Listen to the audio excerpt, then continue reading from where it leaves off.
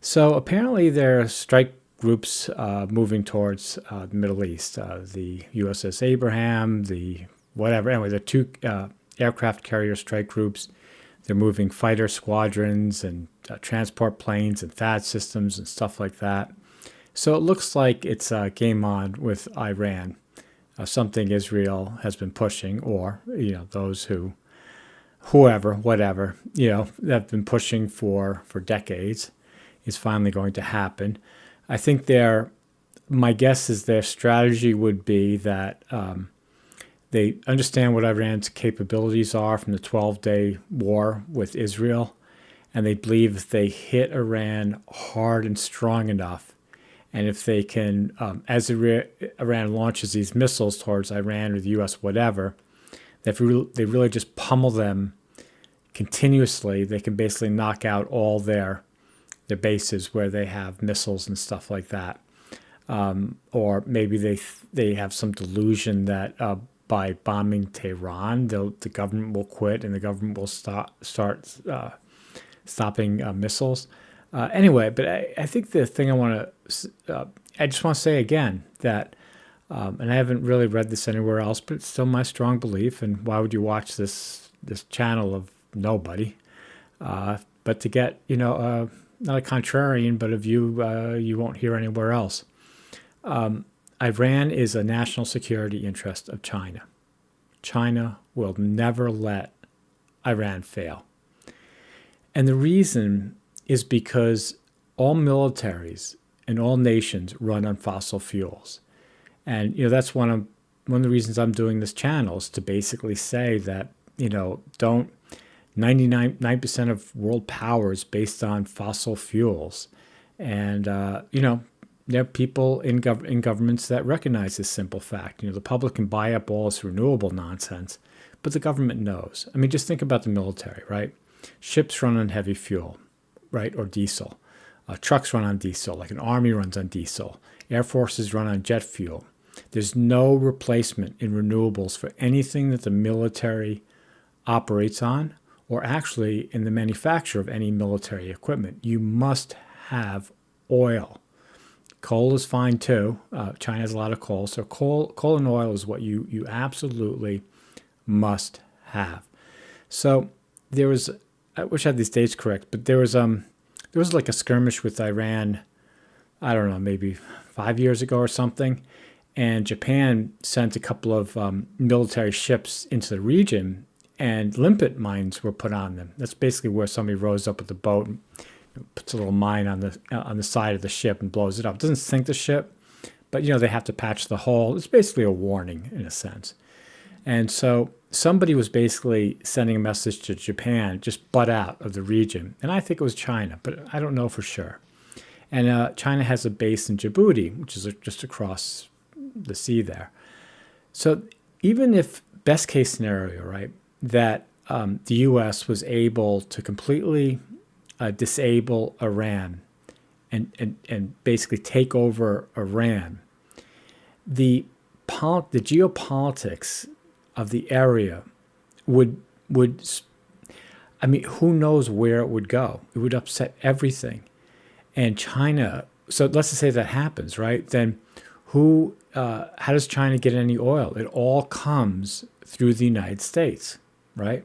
Well, China can get it from Russia, but that's a problem too. And it's the same thing with Venezuela. Venezuela was selling all its oil to China. Now it's only like 4 or 5% of China's consumption, so it's not a big deal. I mean, China can lose Venezuela's oil, I think, and be fine. But still, China's invested in Venezuela, whatever. So for the U.S. to basically tell China, we're going back to the days where we controlled the seas, the Malacca Strait, and don't worry, you'll get the oil, but you're going to get it on our terms. I just don't feel that China is going to accept that. Now, I don't think they can go to war directly with the United States, but they will start just playing the game the United States plays. Just arm, rebel groups. Just arm whoever, to trip you up. And anyway, I think China's already bombing Iran.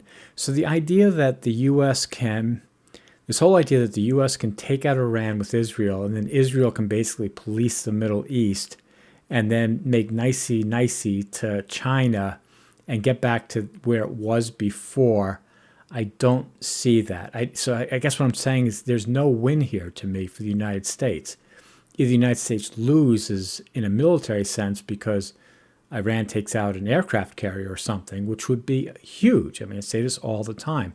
People say, oh, no, it's never going to happen. Well, but if it did, if Iran was able to take out one aircraft carrier, the whole world would lose complete respect or fear of the United States. Think about it. If you're any country and the United States loses its main means of power projection in the world, loses an aircraft carrier, why would anybody be afraid of the United States anymore? I mean, when when Russia lost the Moscova, that's really pretty much everybody's like, here, Russia's nobody now. And it's really continued since then. And, if you look at the Black Sea, the Ukraine has no navy. I mean, navies don't have the power they used to have. People always say, oh, well, Ukraine has the strongest navy in the world and they don't even have a ship. Yeah, because that's where the technology is. I mean, everybody that's, floating around the water, I mean, if somebody really wants to take your ship out, I think they can.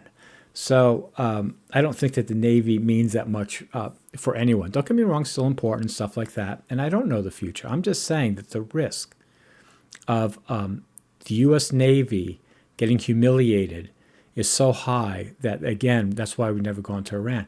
And so when Trump was saying in Davos, oh, in Venezuela, look what we did. The Chinese systems didn't even work. I guess maybe they're going back to the drawing board. I mean, to insult the Chinese that way. As you know, I think that Maduro was an inside job. Right? They got one guy. It was just all political. They got one guy. Venezuela is still run by the same people. Now the Cubans are hopping mad because 35 of their men are lost. Right? And these are very important, skilled soldiers, special forces, I believe, of Cuba. So Cuba is hopping mad. Of course, South America isn't happy. So the Iran thing, I've been saying for a long time, we're in World War III. Ukraine, Israel, and Gaza, the early parts, and Lebanon and Syria and all the rest of it. If the United States attacks Iran, then we're in it. Now, does that mean our lives change? No, I don't think my life is going to change around here. I mean, you go around most cities, I mean, they went through World War I, World War II, even the Civil War, right? Most places in the world, they stay the same, right? Life goes on. Okay, there are rations and this and that. Obviously, and you start losing people and whatever, but basically life for many people goes on. And I would expect the same thing here. So if war starts with Iran, you're going to be going to work the next day. Doesn't make a difference. But what will happen, just like World War II, the deaths and the economy, all the rest of it. Anyway, again, my point is that if the U.S. attacks Iran, even in a best case scenario, that they're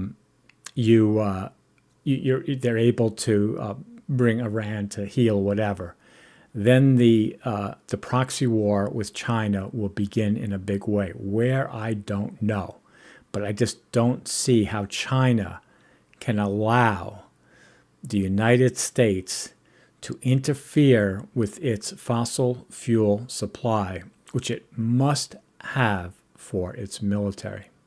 Anyway, what minute am I? Almost 10 minutes. Well, thanks for watching. Talk to you later.